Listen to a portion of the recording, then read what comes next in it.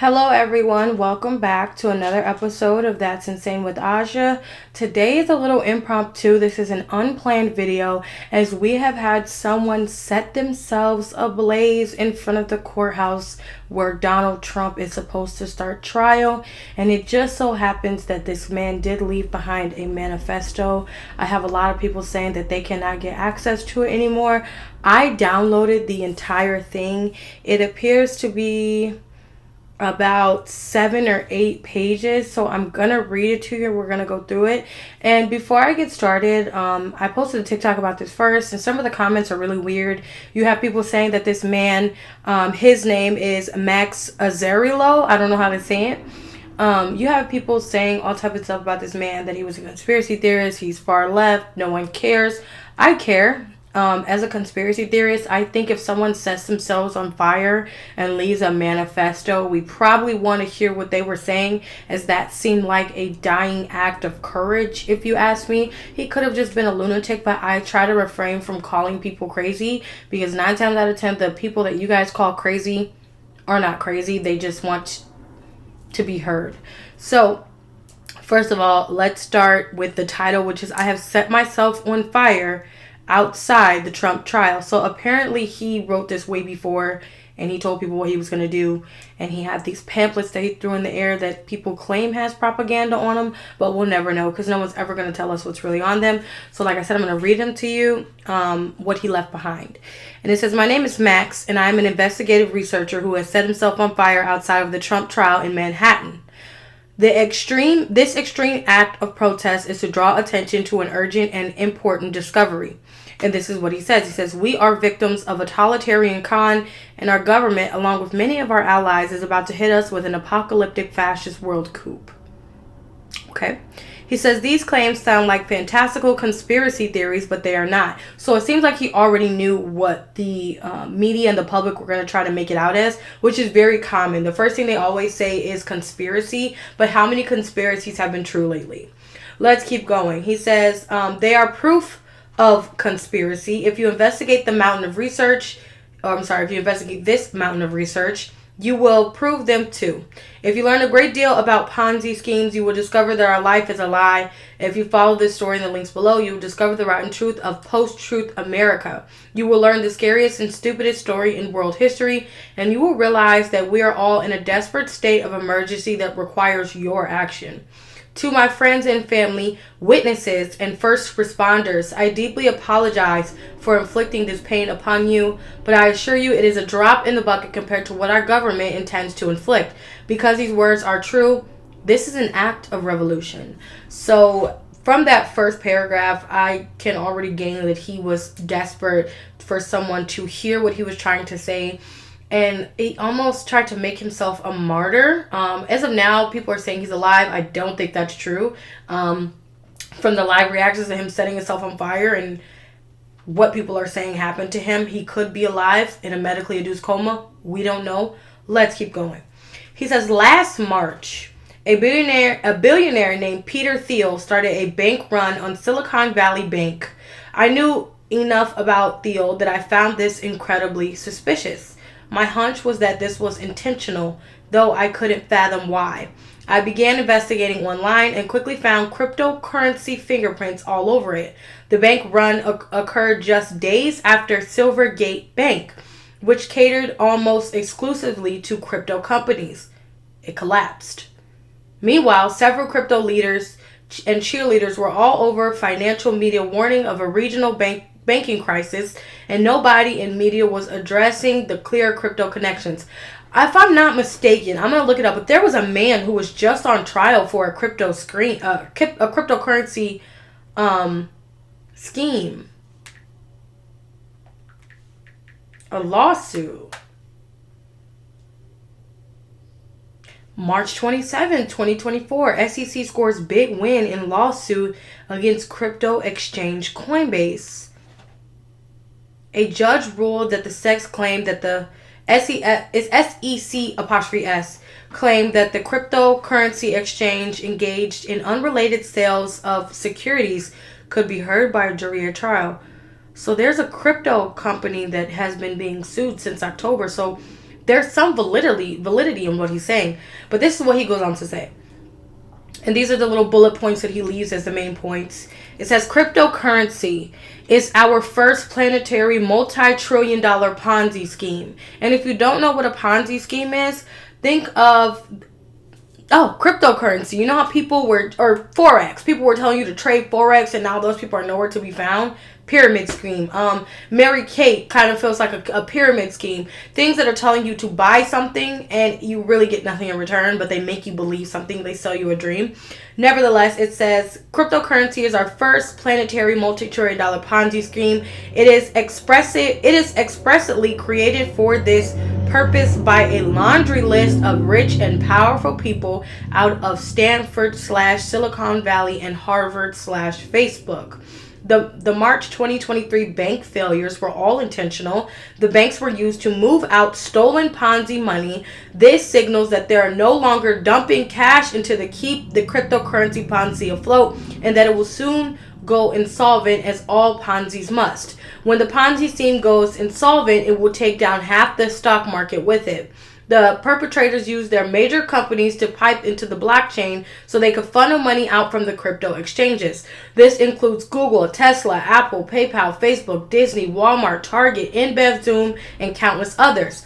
It is a Ponzi scheme so large that it created global inflation. Have we or have we not been trying to talk about inflation? And people are saying, well, if you could make more money, make more money. And they're saying, no, you can't make more money because it'll cause inflation. But if they're inflating the prices on everything, what are we paying for? It's not just that we're sending money overseas. It seems a bit idiot. It seems like I can't even get the word together. It seems like there's something more they're not telling us. And that's what they are calling a conspiracy. The idea that they are hiding something is not a conspiracy. It's the truth. I agree with what he's saying so far. So let's keep going. It is a Ponzi scheme so large that it created global inflation, which is why the price of Bitcoin has been a remarkable leading indicator for inflation rates. So people have, if you don't know this about like inflation in the stock market, a lot of people have been using cryptocurrency to identify certain stock failures, raises, and a prediction of inflation because of the price of Bitcoin itself. And so they say victims who bought crypto don't realize their money has already been stolen, so the money gets double counted by the victims and the criminals who stole it. So if you buy Bitcoin, it makes your money digital.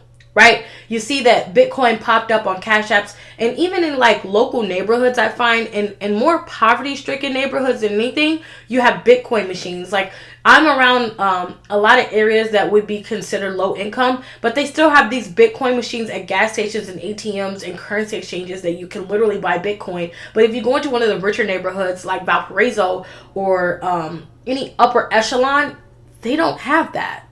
That's weird. Let's keep going. It says, as it turns out, our elites are aware and they are awash in Ponzi schemes. Stanford StartX.com investment fund and Jeffrey Epstein's program for evolutionary dynamics he ran at Harvard are both fake science Ponzi factories that these schools have invested billions in. They are filled with fraudulent companies that use smoke and mirrors to promise miraculous new technology, but always collapse while the perpetrators only get richer. You guys, does that not sound like what is going on with Amazon right now? How Amazon was saying that they had these new innovative storefronts that use complete AI, and we have figured out that the AI is just people that they paid overseas to pretend to watch everything you do and respond to you through computers. Because AI is starting to seem like a huge scheme, is it not? And it was literally just a news article that came out that everyone was like, oh, AI this, AI that. And they found out that that new innovative market that people were investing in by Amazon was actually not what everybody thought it was going to be. So, I don't know. This man is, I'm sorry guys, my camera's acting stupid. This guy is making some valid points right now. Like, let's keep going. And he said that these schools, Harvard and Jeffrey Epstein's program for evolutionary dynamics, I'm going to look into that.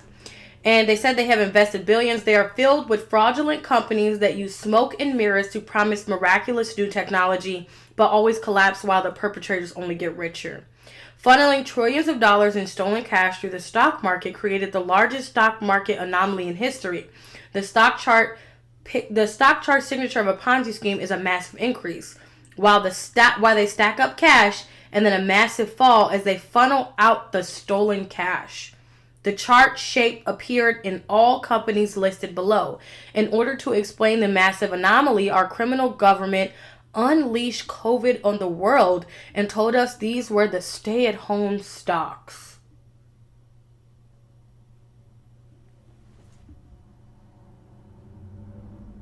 I'm gagged right now. Because he is clocking tea. He says Ponzi schemes are vicious beasts and cryptocurrency in history's largest Ponzi by orders of magnitude.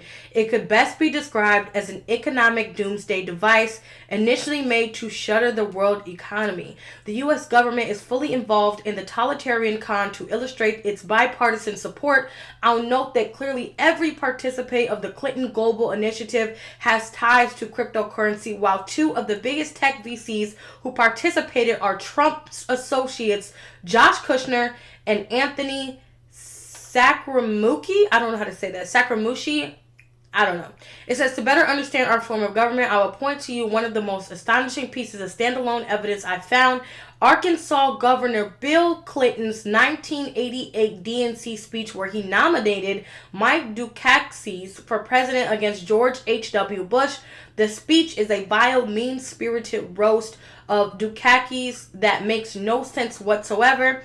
For Clinton to ruthlessly attack a member of his own party should have been political suicide, and he repeatedly mocks Dukakis' noble and earnest qualities. Notably, actor Rob Lowe, who was supporting Dukakis, who was of a teen you-know-what blackmail operation at the DNC that year. Since we know Clinton is a close associate with teen blackmail artist Jeffrey Epstein, we can suddenly make perfect sense of the nonsensical speech by applying this lens. Bill Clinton is a cocky mob boss who blackmailed Mike because whose job was to help the public. I'm going to skip that. He says, thought his job was to help the public. He teases out the future public revelation that Dukakis drank rubbing alcohol and offers a strange anecdote about the you-know-what epidemic that reveals he is exceedingly proud drug runner. Okay. And then he goes on to conclude. He says, and you guys, it's 10 pages. This is page 4. He goes to say, what does this revelation tell us? That our government is conning us completely. That Bill Clinton was secretly on former CIA Director George H.W. Bush's side, and that the Democrat versus Republican division has been entirely manufactured ever since Clinton is with Bush, George is with Bush, Trump is with Hillary, and so on. When they present themselves in public, they are acting as characters that are against one another, practicing kifabi as wrestlers do. As it turns out, we have a secret kleptocurrency. Oh no, a kleptocracy. Both parties are run by financial criminals whose only goals are to divide, deceive, and bleed us dry.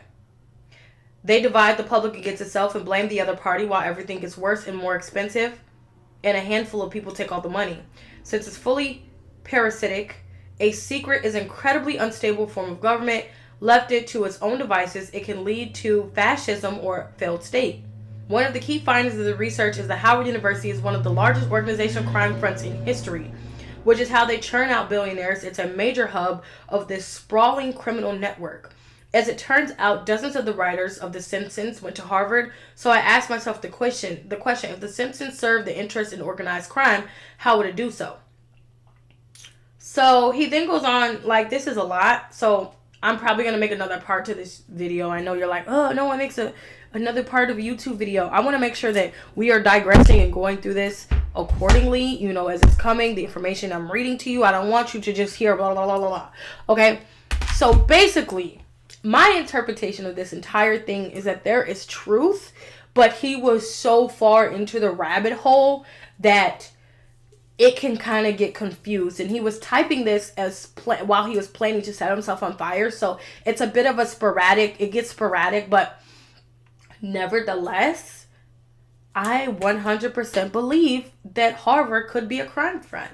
And he is saying that the Democrat and the Republican Party is a front, and that cryptocurrency, which I remember when cryptocurrency was big, people were buying it. If you didn't have crypto, you were nothing. It popped up on Cash App. People were essentially, because it was this currency that could not be traced. That was the market. You buy the crypto, you can buy the fake credit card numbers, you can funnel $1 million account and no one will know where it came from. Crypto got big because it was the invisible dollar. And when we see other countries that thought the US dollar was number one for the longest, they opted to buy something else. They opted to buy another currency and they didn't buy into crypto. So what if this entire war that we are going through right now is based off of this negligence of the US, and the facade is falling, the veil is lifting, you know? So I 100% when he is believing about, or what he is saying about the inflation, because it makes sense that the inflation is not real. Like I always said, we are inflated because they're taking all the money they gave us back during COVID. But let's be real, they took that back when they raised the gas prices. That money's been gone since we were paying $6, $7, $8 for gas. They got that money back. So for him to say that the inflation of the regular US dollar, that we are all saying we can't eat, we can't breathe, we can't sleep, we can't pay our rent, the housing market, is because these fucking... cursed.